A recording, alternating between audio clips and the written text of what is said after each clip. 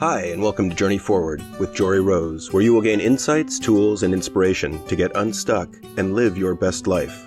Jory is a licensed marriage and family therapist with a passion for helping people cultivate awareness and authenticity so they can show up fully in all aspects of their life. And now, here's Jory. Hey everyone, it's Jory Rose. Welcome back to the podcast Journey Forward with Jory Rose. I appreciate you tuning in today. It's been a while since I've talked just some of the tools and the things that I'm focusing on and areas in which I've been working with a lot of my clients around. So I wanted to take this opportunity and share with you some of the themes that continue to come up in a lot of the client work that I'm doing that I think would be beneficial to share on a broader platform, give some greater context and tools around. Especially during this time of COVID, relationships are really hard, and I'm seeing this show up in a variety of different scenarios. Romantic relationships are being challenged. There's no opportunity to get breaks from each other, to get personal space. And, if there is, it's definitely not in the same context in which we are used to. And another area where I'm seeing relationships really struggle is parent to child. And there are some foundational tools that I really, really think are beneficial that can really help not only strengthen your relationships, but to deepen in an emotional connection, in empathy, in compassion, in intimacy, in understanding, both for yourself and the other person, regardless of even if it's a coworker, a friend, family member, or someone such as your partner or a child. So think about the areas in which in your own life you're finding yourself get stuck in your relationships. And, I want to qualify, but when I say get stuck, there's always going to be a path out from wherever we're stuck. And oftentimes we expect the other person to change when something's wrong, right? If our kid is acting out, we need them to change their behavior. If we're frustrated with our partners, we need them to do something different. And one of the things that I want you to sit with and, meditate on or reflect on is in the times that you're feeling really stuck in your relationship, is start with that observation, the tool of increasing your own awareness of what's arising within you. This is where mindfulness is such an important foundation. And, if you've been listening to me for a while, you know that I always say, I think mindfulness is the answer to everything. And it's not because I believe mindfulness can solve all of our problems or that mindfulness is going to take away whatever it is we're struggling with. But mindfulness gives you the ability to self-reflect, to notice what is arising within inside of you, your thoughts, your emotions, your sensations, to notice your triggers, to notice your reactivity. And by simply observing gives you the space to slow down your reaction. Because if you think back to where you're feeling stuck in relationship, I would put some pretty good amount of money betting on the fact that it's reactivity that's causing more problems. Because you're likely getting flooded, you're getting overwhelmed, you're getting triggered, it's bringing up past issues, and you have a harder time responding versus reacting to whatever's coming up as the challenge in the relationship. So starting with that foundation of mindfulness, of increasing awareness and noticing and naming and giving space and observing what you're experiencing is, I think, the number one place to start when you're having challenge in your relationship. Because if you can get clear on what's arising within you, then you have a better ability at problem solving the dynamic with the other person. Because I guarantee if you get reactive, it's only going to increase reactivity in the other person. It's going to increase defensiveness, and it's also going to increase disconnection. When you can observe what's arising in you and take a few deep breaths, which will calm the brain, which will calm the body, you have a greater ability, at least stepping towards having a response that's intentional, that's skillful, that's going to be rooted and grounded in empathy and compassion. So how do you begin to do that? Well, you got to start increasing self-awareness at a moment that you're not triggered and overwhelmed. Because it's really hard to see ourselves in observation when we already have that emotional brain that's taken over. So look for the everyday moments in which you can get really curious. What am I feeling right now? What am I thinking right now? What's my thought process? To get really clear on what some of your triggers are. So that way you know if someone else triggers you, you can recognize, oh wait, this is one of my triggers. Here's where I tend to get really extra sensitive or reactive, and let that be a cue to slow me down and to calm me down. So self-awareness is always going to be the key to having a starting point of resolving any conflict in relationship. And I see this being one of the biggest challenges in a lot of my clients and a lot of the people that I'm working with right now. Because, what's a roadblock to self-awareness? Well, people tend to either get scared of knowing themselves. It becomes a lot easier to blame or to displace or externalize the anger than it is to look at ourselves. And at the root of what I see people want to be happy. People want to be connected. People want to be understood. And the fundamental thing in relationships is to have that connection. And if we don't feel seen or heard or validated, we feel disconnected. And yet, while this is something I think everybody wants and we're wired for connection, we don't always know how to go about doing it. So that's why I wanted to take today's podcast opportunity to give some foundations as to how can we do this in relationship. Again, regardless of who the relationship is with. So if you come from this fundamental mindset that everyone wants to be seen, heard, and validated, you can get curious on A, how am I seeing, hearing, and validating myself and my own experience? And before getting reactive with another person, come from that place of curiosity. How can I see, hear, and validate their experience? Because there's actually quite a bit of roadblocks that get in the way. One of the things that I am constantly working with clients around is the reminder to not take things too personally. Because here's what happens. It's really hard to validate someone else's experience when we are over-personalizing their anger or their emotions.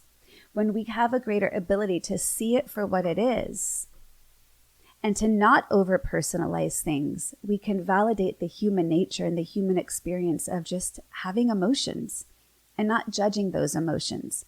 And I know right now I'm talking pretty conceptually, but I'm going to put it into practice in a few moments in guiding some, examples in how this looks like in everyday practice. One of the areas that I think is really important to help remember with this is Don Miguel Ruiz's 4 agreements. The first one is be impeccable with your word. Again, easier said than done, but when you come from that mindset of awareness and mindfulness and you're noticing what's going on inside of you, it can help you be less reactive and more intentional and responsive and skillful in being impeccable with your word. The second one, and again, this is an area where I see most people get stuck, is don't take things personally. When we take things personally, we are not accounting for what's going on inside the other person that's causing them to act out. And I've heard it said that about 95% of what goes on, we can't take personal.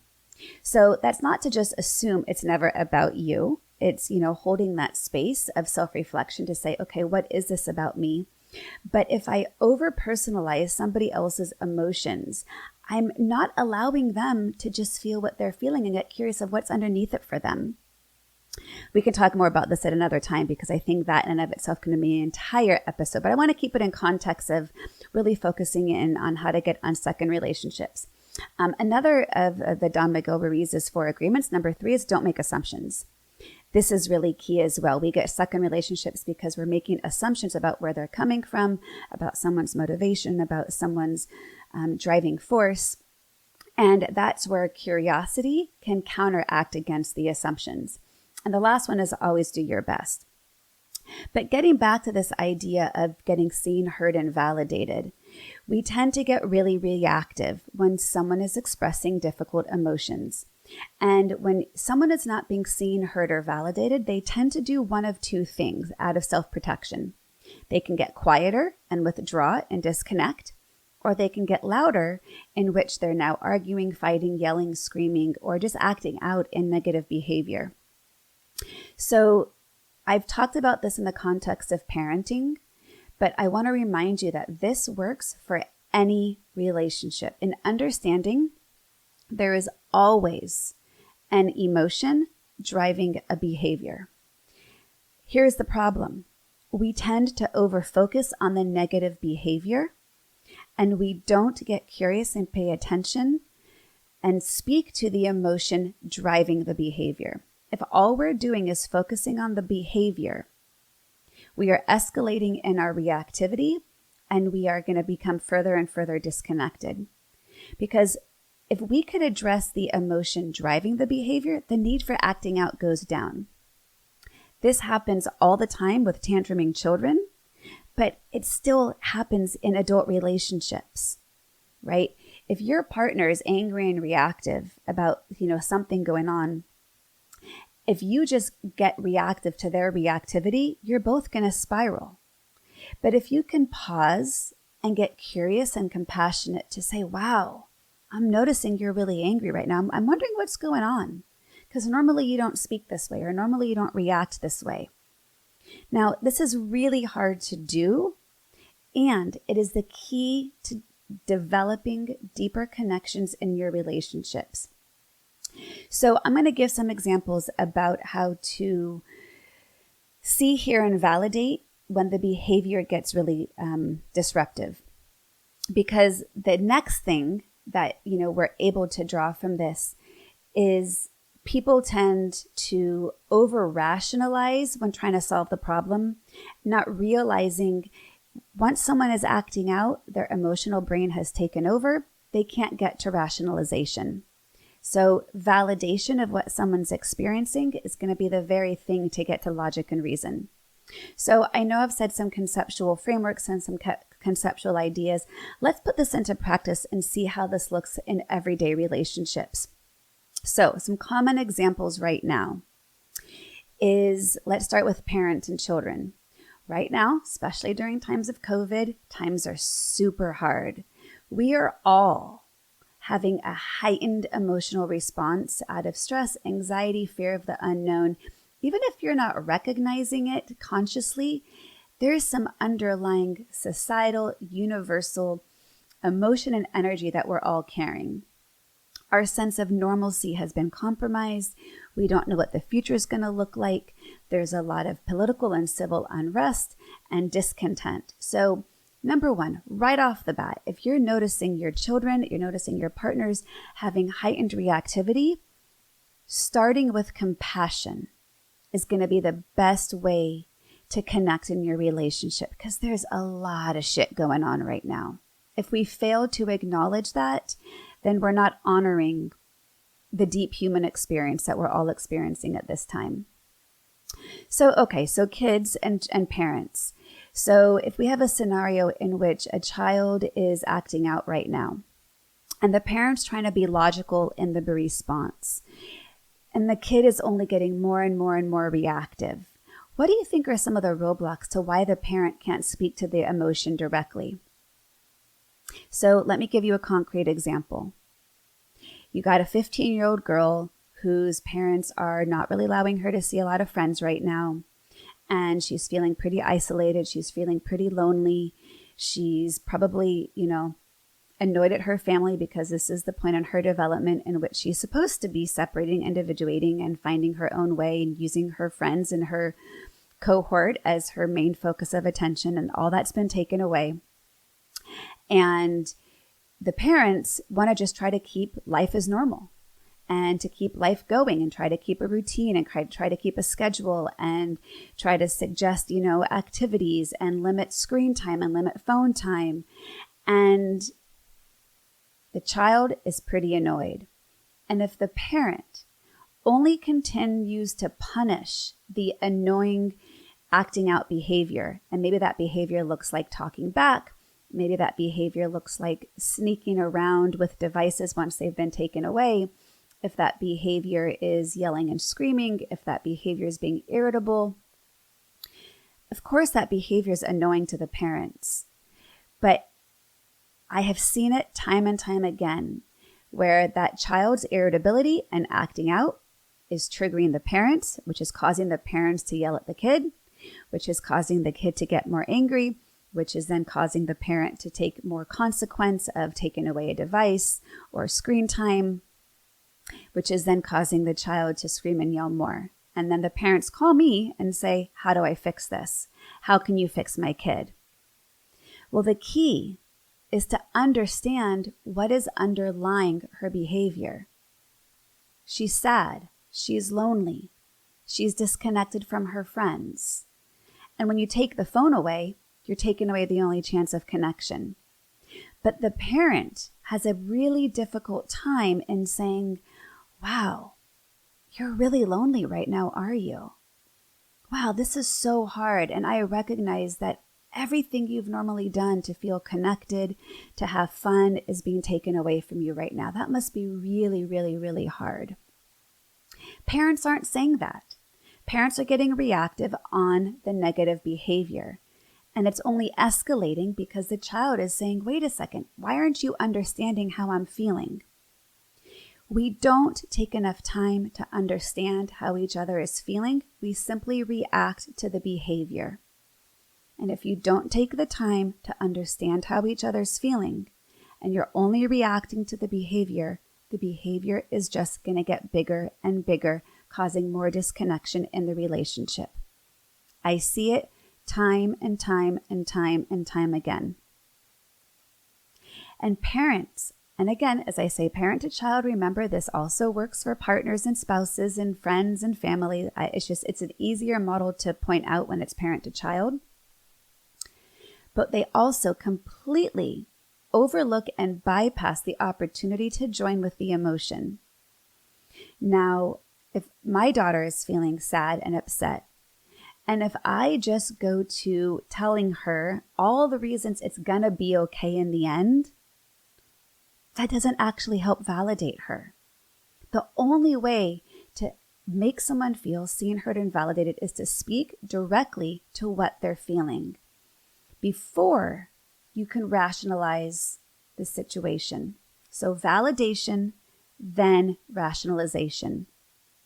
So anytime you're noticing yourself get triggered and you're wanting to react and yell and raise your voice, understand it's only going to cause greater reactivity in the other person. What you're needing is to slow down, take a deep breath, increase compassion and curiosity for what is their emotion driving the behavior. How can I connect with the emotion? So this is what it would look like. You would start off by saying, wow, I'm noticing that you must be feeling really some strong emotions that this behavior is acting out. Wow, I'm really curious what's going on. I'm wondering if you're feeling lonely. I'm wondering if you're feeling left out from your friends who are able to get together right now. So see, by doing that, you're getting curious about what's underneath, because sometimes someone doesn't always know what emotion they're feeling. They know they feel agitated, but they don't necessarily have the self-awareness, emotional awareness, or language to put to it. So by pausing and getting curious allows them to explore while you're exploring with them. Once you can get to a point of understanding that there is a difficult emotion underneath the acting out behavior, then you can strategize what to do to help alleviate the emotion. The acting out behavior is going to diminish on its own. Because again, we all want to feel seen, heard, and validated. And in absence of that, we either act out or we shut down. It's that simple. So these parents who say to their kids, oh, honey, don't worry, it's going to be fine. Is it ever actually going to help them make them feel better when you tell them not to worry? The last thing someone is ever going to do when you say don't worry is actually not worry. If someone were to say to you, wow, you know what, that makes perfect sense why you're feeling this way. Wow, I totally get why you're so upset, why you're so hurt. And yeah, that's really hard, isn't it? And I also know that this emotion that you're feeling right now is not going to last forever. So come here, let me give you a hug and let's figure out how we can solve what we need to do next. Validation, then rationalization. If you are quick to jump on the behavior, if you're quick to rationalize it away, you have missed an opportunity to connect deeply with the person you care most about. I see this and see people get stuck in this over and over and over again. The negative behavior is really triggering. It brings up our own shit. It's uncomfortable. And there's a fear that acknowledging and validating the emotion is going to make it grow and get bigger, when in fact, the opposite is true. It's paradoxical. By naming and allowing and honoring and, quote, giving in to the emotion is actually the very thing to make it smaller and diminish, decreasing the negative behavior. This is true with partners and spouses. It's really vulnerable to acknowledge the emotion because it means that we have to get really uncomfortable to sit with the difficult emotion. And let me tell you, sitting with the difficult emotion is not necessarily any easier than sitting with the negative behavior. Both of them kind of suck. But sitting with the difficult emotion is the pathway to decreasing the negative behavior. Remember, everyone wants to be seen, heard, and validated. Validation, then rationalization. If I continuously invalidate someone else's emotions, they're going to learn not to trust me as someone they can be close to. If I continue to punish someone's negative behavior because they're acting out of not knowing how to manage their own emotions, then we have a disconnected relationship. So to give some more concrete examples, imagine in a family situation, let's say you got a family, got a couple of kids, and one of the kids doesn't want to share. Let's say the younger child wants a turn with whatever the older kid has. I've seen it before with clients where a parent might say to the kid who doesn't want to share and who is therefore, blown up into a tantrum. I've seen many situations in which parents have explained to me some version of the following scenario. They say to the tantruming child, I don't like you when you're acting like this. I can't be around you when you're behaving this way. So I'm going to leave the room, or you go to your room, you go calm down. And when you're calmed down, then you can come back and be with the family. So while that doesn't sound like, a terrible parenting, it doesn't sound like something, that it actually sounds like a pretty common response. What that has actually done has caused huge disconnection in the relationship because the parent in that scenario has judged their child for having strong emotions. They've judged the child for not knowing what to do with the strong emotions. They have, in essence, abandoned them by saying, you go to your room or I'm going to leave until you figure it out and calm yourself down. And when you can, that's when you can come back. The parent in this scenario has given no insight into how to calm themselves down. And in essence, it's only taught the child, my parent only likes to be around me when I'm in a good mood. Or my parent only likes to be around me when I know how to manage and regulate my own emotions. And my parent is not safe for me to go to when I feel strong emotions. And my parent does not guide me and teach me in what to do with these emotions. So what do you have? A disconnected relationship. What do you have? A relationship in which it's stuck, in which their behavior continues to act out because there's been no validation, There's been no ability to see or hear what's going on underneath. So what might a more skillful response look or sound like in that scenario? It would be, wow, you look really angry right now. I imagine you're feeling really frustrated of having to share with your sister, huh? That's really hard to know how to share, especially at your young age. So come here, let me give you a hug because I know you're looking really upset. Let's see if we can calm down. And then let's figure out a solution to what we can do to share. So that's one scenario, okay?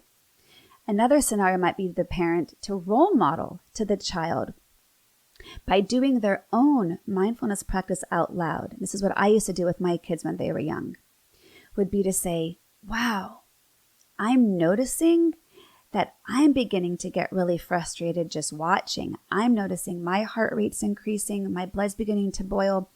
I don't want to say something I don't mean. So I'm going to go ahead and I'm going to pause and take a few deep breaths so I can calm myself down, so I can help better calm you down. And if the parent were to take a few deep breaths, that breath work would in essence help calm the child down. Therefore, role modeling how to regulate their own emotional experience. Because once the parent is calmed down, now they can intentionally step forward in problem solving. But they started off by validating and naming and role modeling some emotional regulation. So in spouses, in partners, this fails to continue to work easily. And again, no one's been taught the skills so easily because it's really hard and vulnerable to sit with emotions. Most of us don't have the level of emotional awareness to even understand what's going on inside of us, so we just act out. And really, adults are quite not different than a tantruming child. All a tantruming child is a strong emotion that's not being regulated, that's acting out in behavior because there's agitation going on in the body and the mind. Adults do the same thing. But when you can regulate those emotions, name it, give honor to it, give space for it, have compassion for it, then we get connected. Then our relationships can thrive. So from partner to partner, if I'm feeling disconnected from my partner, and if I were to express, sadness over disconnection or frustration and disconnection, if I just get reassured, oh, honey, don't worry, we're going to reconnect soon.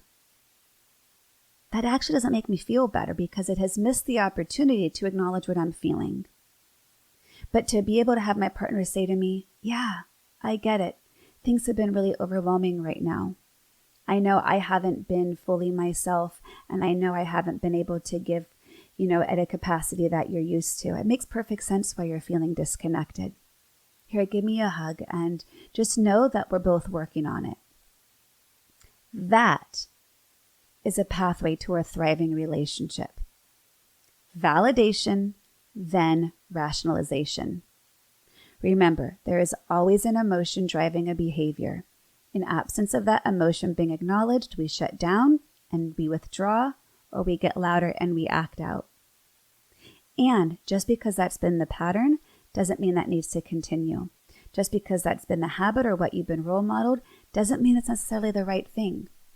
Because I know people want to be more deeply connected with the people they love. It takes work. It takes awareness. It takes self-awareness to notice your own triggers and reactions. And it takes a lot of vulnerability to be able to sit with the difficult and uncomfortable emotions that the person you love is exhibiting. But in absence of giving it space, you stay disconnected. I know, when my kids were young, this was something I used to practice a lot. And I would see other parents around me kind of feel like I was, quote, giving in to the emotion for fear that by, quote, giving into it was going to make it grow or perhaps spoil the child, that they were now going to be coddled. And in fact, it is just the opposite. They now have a deeper level of safety and security in relationship, knowing that their emotions are seen, heard, and validated, making them feel safe and secure for future relationships. You're not coddling by acknowledging. You are not creating spoiled children or partners by giving into what they're already experiencing. It's just letting someone say, I see you. And not only do I see you, I accept you. And not only do I see you and I accept you, what you're experiencing is normal to being human. It is part of the human experience to feel these emotions. Nothing is wrong with you for feeling them. And it is only until you get that validation that then you can go about problem solving. So I hope that you guys found some of these tips helpful. I know it's easier said than done to put them into practice. And I also know that when you do practice them, the quality of your relationships are going to skyrocket. It takes a little extra work on the front end because you're managing your own emotions, you're managing your reactions, you're keeping those 4 agreements in mind. You're not over making assumptions or taking things personally. You're staying in awareness, but you're giving room to validate and give space for all the emotions that are driving behaviors. Because I guarantee during these difficult times, our emotions are strong. What's going on under the surface is a whole bevy of, different insecurities, fears, anxieties, ruminations, re-traumatizing of, re-triggers of old traumas. There's so much going on that we've got to now more than ever really slow down and tune into the emotional experience and to not be afraid of it. And I always say, in absence of not knowing what to say, I don't know what to say. But even just acknowledging that is giving the other person space to feel what they're feeling. So I do have a big announcement that next week's episode is going to go into more in-depth around. But I am about to launch a way that you can work with me in developing these tools even further. I am going to be launching a membership site in which you will get all of the tools to get unstuck, to journey forward to living your best life. Because I know that people are stressed. I know that we're overwhelmed. I know there's a lot of anxiety. And I also know how to give you the tools to get through it and to live with greater peace, greater happiness, greater contentment, even in spite of all the craziness in the world right now. So everything that I teach, coming from that framework of being a therapist, but really delving deeper into the tools of mindfulness, of meditation, of communication, and putting into practice all the things that I know work, I'm going to be offering to you guys. So stay tuned for more information. Tune into next week's episode in which I'm really going to delve into what this membership is going to offer. But, when I talk about journey forward, that is the pathway to living your best life. And your best life is one in which you can be content despite what's going on around you. I know your best life is one in which you worry and stress less. Your best life is one in which you have thriving relationships.